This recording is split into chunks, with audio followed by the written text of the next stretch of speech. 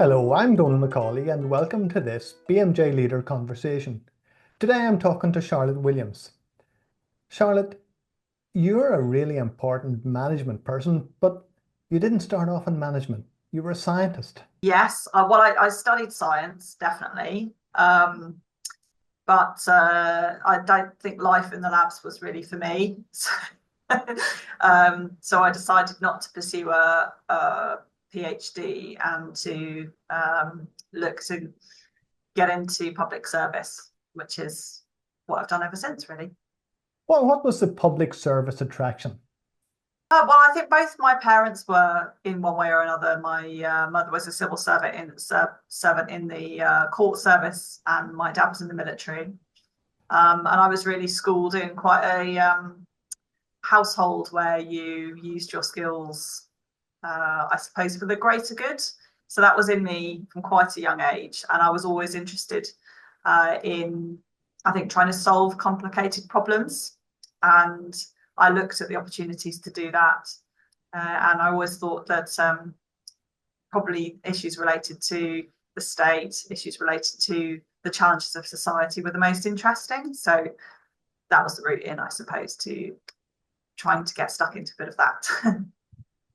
So then you did the NHS management program. Now there are lots of people who are interested in that. Tell us about that and what you gained from it. Well, a huge amount. I mean, I was very lucky to get onto the graduate management training scheme, which I probably didn't appreciate at the time about how attractive and competitive it was. I knew somebody through a friend who had done it the year before, and she said, you get a lot out of it because you get stuck right in at the start. This is quite a vocational training process, not too much academic work. And also not being a grey suit, which I think I had a sort of a bit of a fear of if I were to go into, say, more of a government department. And she was right. I mean, the management training scheme is a real job from pretty much day one, in a proper NHS facility in all of its with all of its glory and all of its troubles, working with real people. And you also get the immense support of academic input, also more vocational input through at the time was a national sort of vocational qualification. I get the opportunity for reflective practice, and I think it had kind of blended a bit of a professional development approach with a traditional management scheme and getting a master's program. So got a lot out of it intellectually, personally, in terms of working with, I say, real people in real jobs, and also a peer group. So, the people you are on the grad scheme with pop up every now and again. You've got something in common with a few people. And I think it's quite a good holistic way to understand the health service. And the real privilege of joining it at quite a senior level. So being able to have quite a lot of responsibility quite early on. Now you also did something really interesting.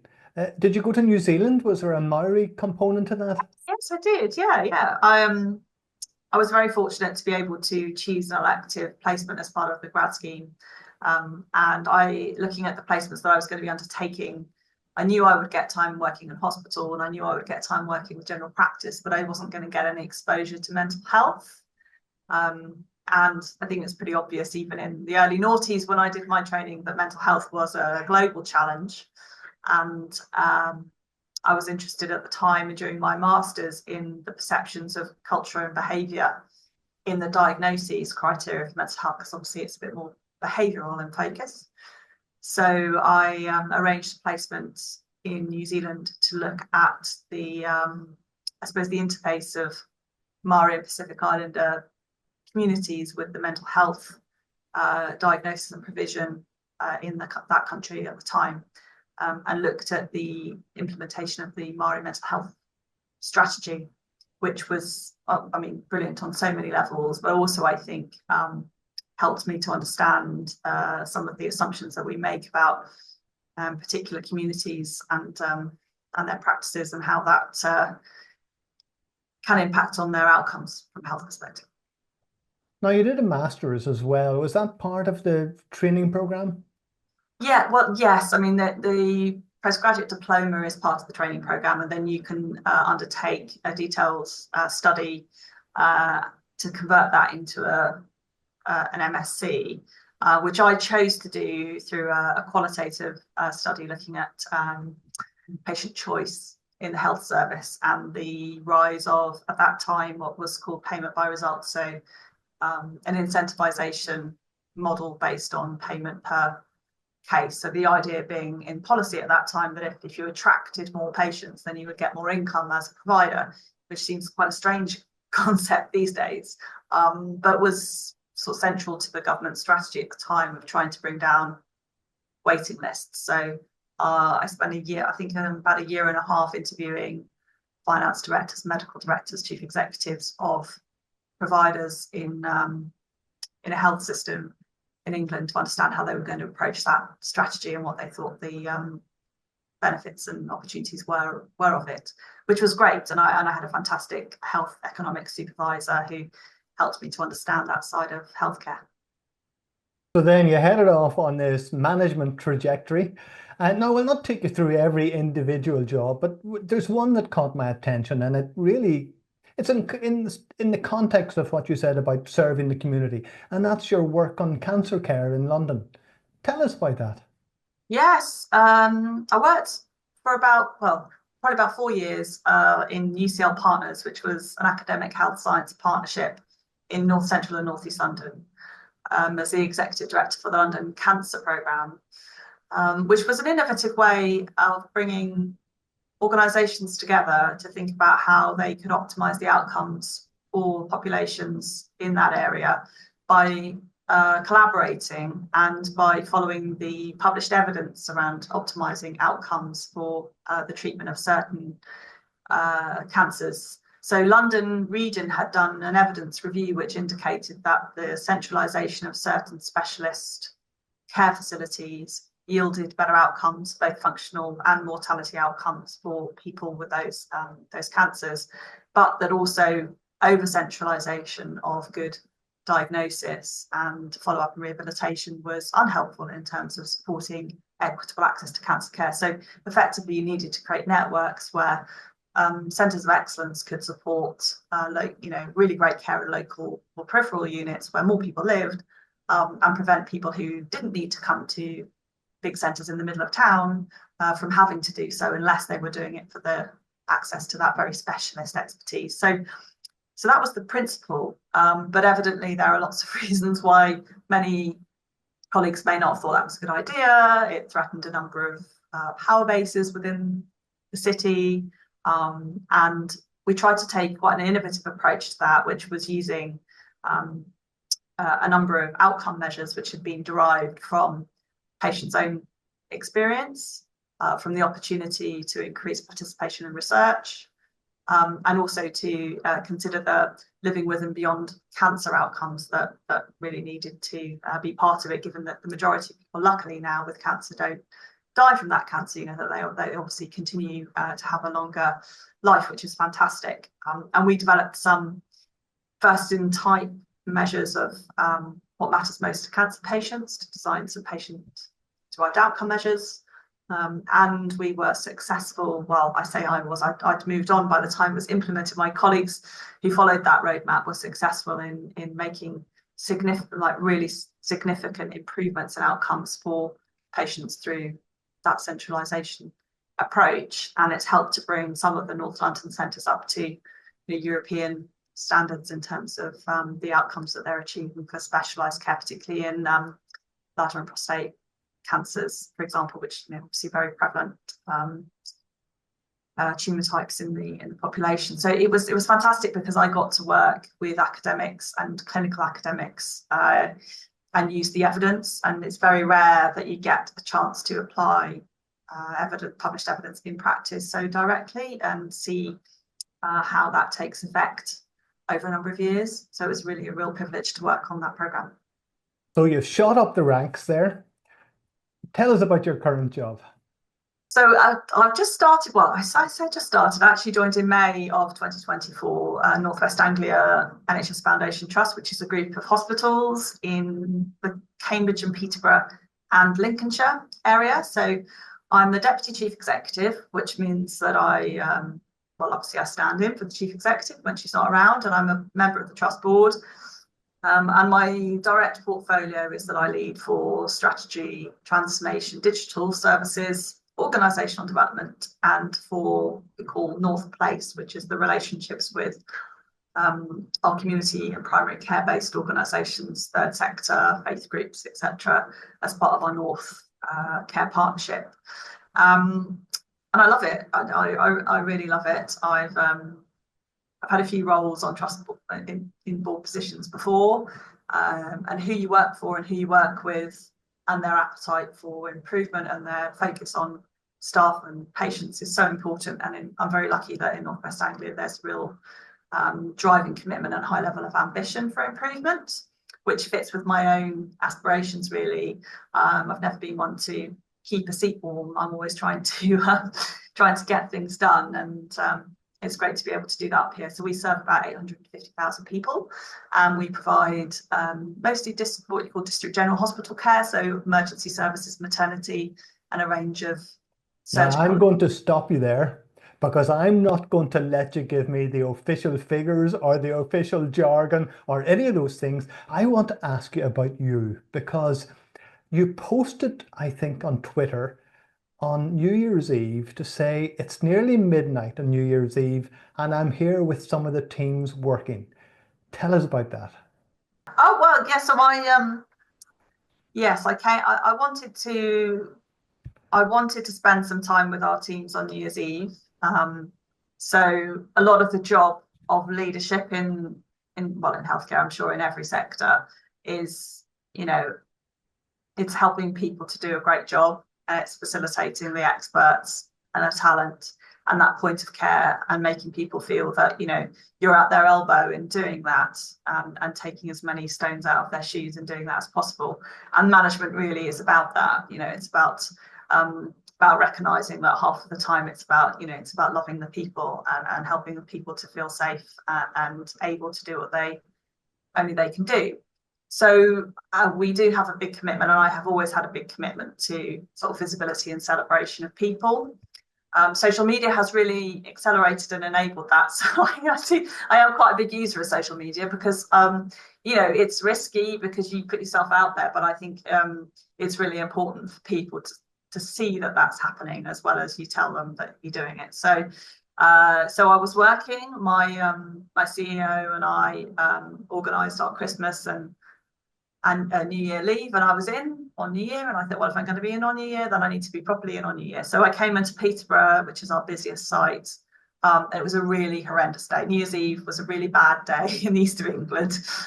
So we'd all been on a lot of calls about ambulances. We'd all been working really hard in the day. And so I just went and had a quick rest and decided to come back and come and see the team. So totally loved it. Managed to get to meet people that had never seen a manager in their lives before, such as our security staff and our cleaning staff working out of hours, and have some time to do that. So yeah, it was just a really fun thing to have done. And I didn't get to wear a nice headdress like some of our ED staff had, but it was good to celebrate, and I hope to be able to do something similar again next time. Now, you have leadership roles outside the health service as well, because you're involved with the Ehlers-Danlos Society. Yes, I just became chair of Ehlers-Danlos Support UK in December.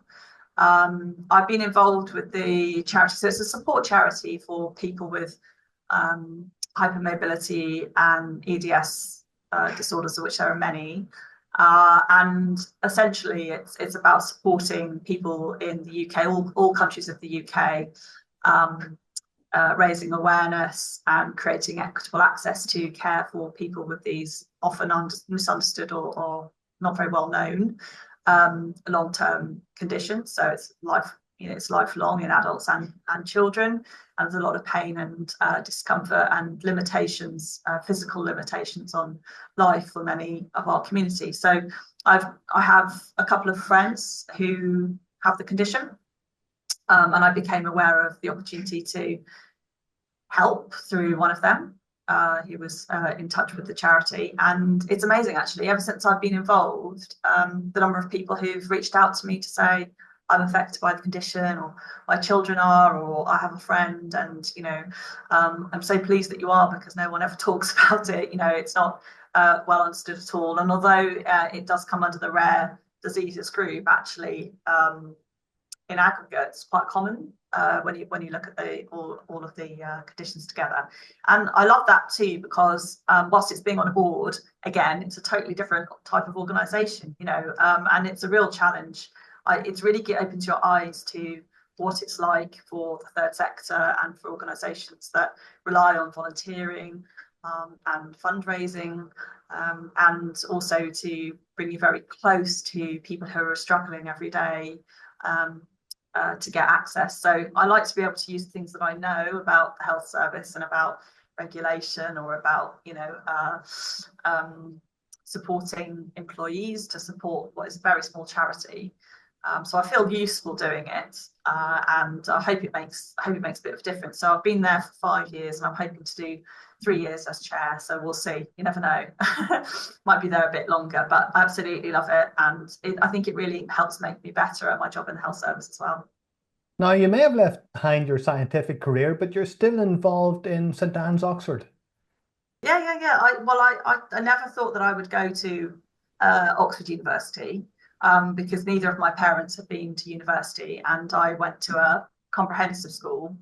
And initially, I'd been encouraged to consider applying to Oxford, and I still don't really know why I got in, but I did, and I got so it completely changed my life, both personally and obviously professionally. Gave me opportunities I'm sure that I can't even see. As the privilege of attending university like that does. And so I was always very keen to help enable that opportunity for other people. And St Anne's is not a wealthy college, and originally started out as a women's college. And it started out as a college where you can study from home, which I think is actually, in the light of the pandemic, quite an interesting perspective. But it's always been about making Oxford inclusive, and that's an ethos that I can get behind. So I can contribute really to I suppose philanthropic efforts through St Anne's, but also helping to improve access and awareness of the college and the opportunity for people who might not think about it. I talk to St Anne's students about working in the health service, to try to encourage them to come this way and use their talents for good. And I really enjoy it, and it's given me exposure at many multiple social events to different kinds of academics and really interesting individuals, and having contact with the alumni through the college has been absolutely fantastic. And I was able to point out to my college that Amanda Pritchard, the chief executive of the NHS, was an alumna of St Anne's. She was a few years before me, so I've been able to help them make contact with Amanda and bring her into the fold of the college as well. So I've learned through a lot of these processes that social networking and helping to bring people with different skills and ideas together can actually be as powerful as the monetary resources that you can mobilise. Now, the NHS management whole organisation has a bit of a reputation of being a bit dull. So this is your opportunity, and my final question is just, you're involved in the Clinical Entrepreneur Programme, and I've seen you do a pitch. So here's a chance to do another pitch for the Clinical Entrepreneur Programme. Oh, well, I mean, I'm of the view that the greatest asset to the health service now and in the future is its people, and that those who see it and dedicate their lives to it have the greatest ideas about how it can be improved. And the Entrepreneur Programme is about providing a safe place for people with those ideas to experiment and receive support and guidance from people within the health service and outside to try them out. And if they want to develop a business, if they want to develop a product, then fantastic. But if not, just stay in the health service and be that innovator, be that catalyst for change and improvement, and think differently. So the Entrepreneur Programme designed to support our workforce to stay working and bring those ideas to life where they are. And the value of that to all of us who care about the health service in the long term, I think is invaluable, let alone the commercial benefits that may accrue from different ideas, you know.